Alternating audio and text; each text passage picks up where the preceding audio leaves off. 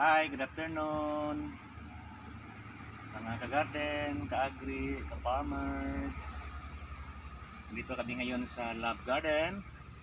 Nagre-repair kami ng mga kanal na nasira nung dumaan yung malakas na ulan.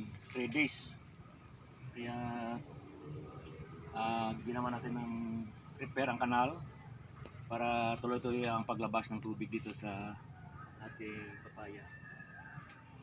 Itong papaya natin ay makikita nyo malago-lago ang kanyang dahon. Yan, ang green. Alam niyo ba kung anong ginamit ko dito? Gumamit ako ng Growers Bet 1000 plus na organic foliar filterizer. At ito ang kanyang resulta. Nakikita nyo naman ang aking papaya. Last 3 days ko na itong nasprehan ng Growers Bet 1000. Ito ang resulta. Napakaganda, oh. Tingnan nyo yung dahon. Napaka-green. Napakalago.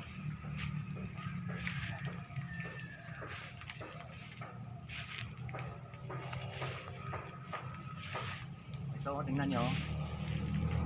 Alagang Growers Bet 1000 plus.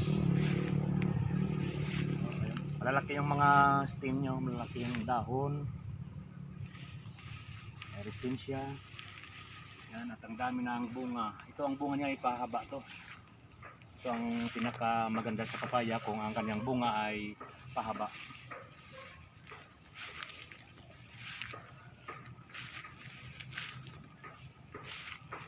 Dito naman tayo sa tanim naming pitsay. Ito ay lahat ng mga tanim namin dito sa Love Garden ay nag-spray ako ng Growers Bet 1000. Kaya itong mga pitsay natin, ito wala itong mga insecticide. So, tingnan mo, organic to eh. Pwede mong kainin itong na hilaw. Pwede.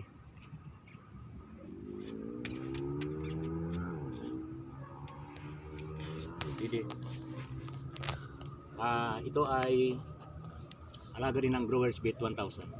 Yung mga sitaw namin doon at saka yung eggplant ay lahat dyan ay nakaspray ng Growers Bet 1000 plus.